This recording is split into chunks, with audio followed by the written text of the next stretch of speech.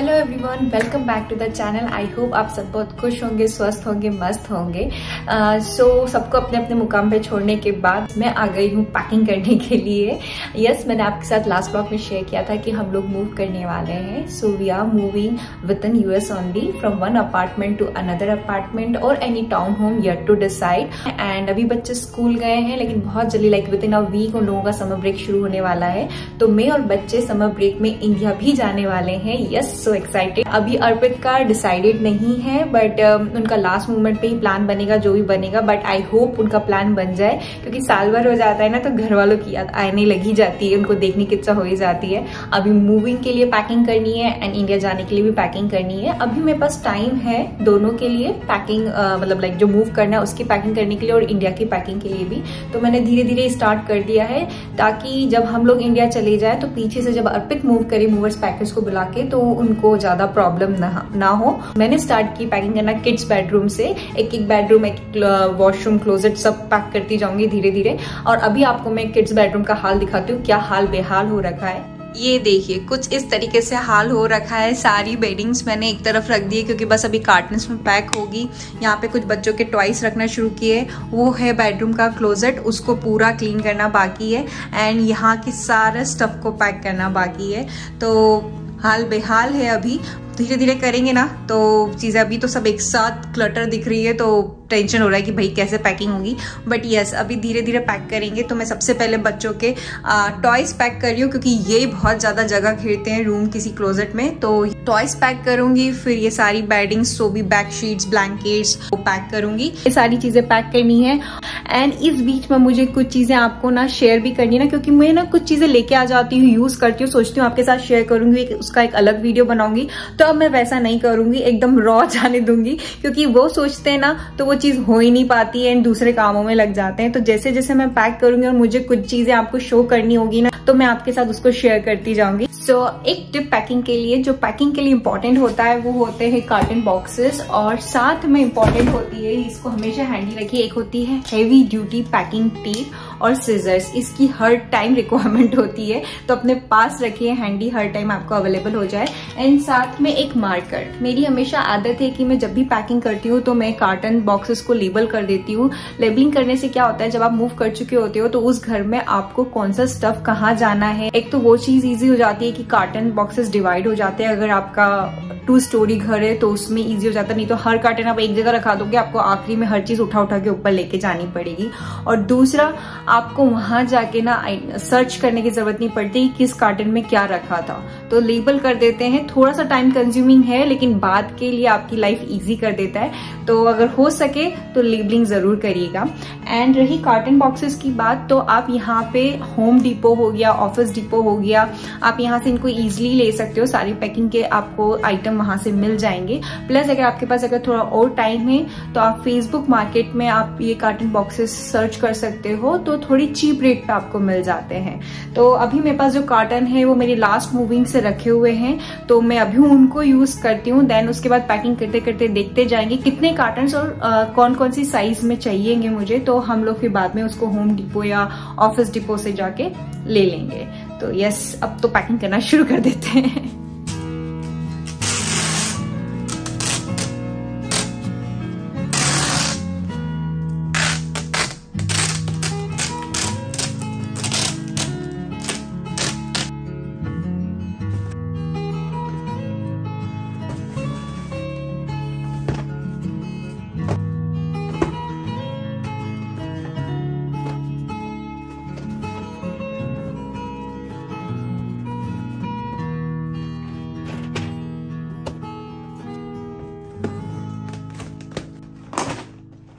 और बस यहाँ पे अवीर को मैं स्कूल से लेके आ गई हूँ, उसका टाइम हो गया था और आते से ही वो अपना गेम खेलने में लग गया है। क्या खेल रहे हो अवीर? Beyblade. Yes. So can you show us how to do it? Yes. Okay. Wow.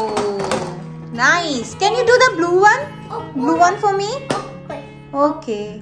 I know it's nice, but it's See how fast it is, right? because it's fun. You like it? Yeah. बस अभी के आने के कुछ time बाद ही एरन भी school से आ गया था। जैसे कि मैंने बताया कि बस अब कुछ दिन ही बचे हैं इन लोगों के स्कूल फिनिश होने में। लेकिन फ़िलहाल तो मैं उसको लेके जा रही हूँ उसकी क्लास, जो कि है टेनिस की। अभी तो वो प्ले नहीं कर रहा है, बट लास्ट ईयर हम लोगों ने उसकी क्लास लगाई थी एंड अभी आगे आपको पता चलेगा, इंडिया गई थी तब मैंने वहाँ पर भी उसकी टेनिस क्लास लगवाई थी। सो काफ़ी इम्प्रूवमेंट दिखा था उसका। और जो मेरा लास्ट पिकअप होता है वो होता है अर्पित को पिक करना उनके ऑफिस से। तो जैसे ही उनको पिक करती हूँ, मेरा छोटा वाला ही वॉज लाइक, अब देखो कितना क्रेजी हो जाता है, क्योंकि उसको पूरे दिन के बाद पापा अब देखने को मिलते हैं। बस सबको पिक करके अब घर आ गई हूँ और फटाफट से डिनर की प्रेप करते हैं। बहुत सिंपल सा बेसिक सा डिनर बनेगा, लेकिन ऑब्वियसली बात है हेल्दी होगा क्योंकि ये घर का खाना है।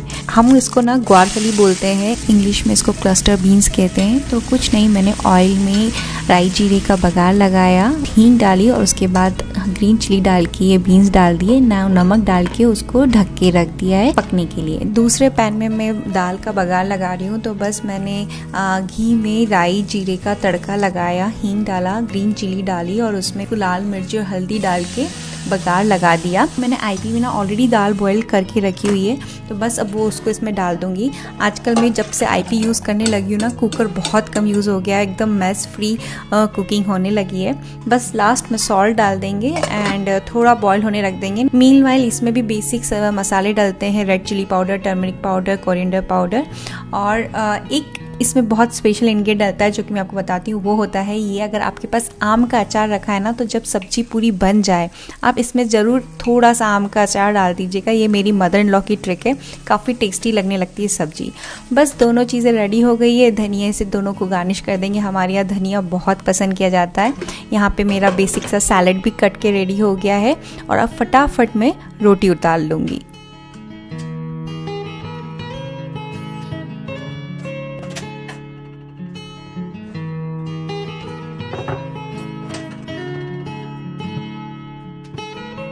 सो ये हमारी डिनर की थाली रेडी हो गई है। रोटी है, सब्जी है, दाल है, पापड़ है और सैलेड भी है।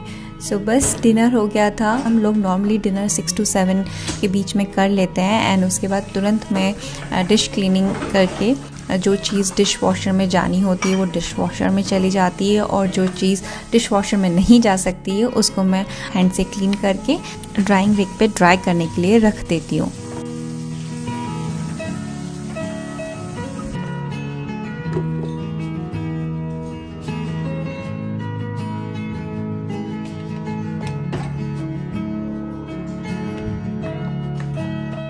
सो 7:15 7:30 के अराउंड मेरा किचन पूरा रैपअप हो जाता है। 2 समर चालू हो गए ना, तो दिन काफ़ी लंबा लगता है। बाहर देख के लगेगा नहीं कि अभी शाम हो गई है, क्योंकि 8:30 के अराउंड सनसेट होता है और 9 बजे तक रात होती है। खैर अच्छा है, बच्चों को अपना डिनर डाइजेस्ट करने के लिए टाइम मिल जाता है और उसके बाद पानी भी अच्छे से पीने में आ जाता है। तो बस जब तक मैं किचन क्लीन कर रही थी, अर्पित बच्चों को बाहर लेके आ गए थे। अर्ली डिनर करने का ये भी एक बेनिफिट है, बच्चे अपना खेल लेते हैं और हम लोगों की भी वॉक हो जाती है। तो इस तरीके से कुछ अब समर के दिन निकलने वाले हैं।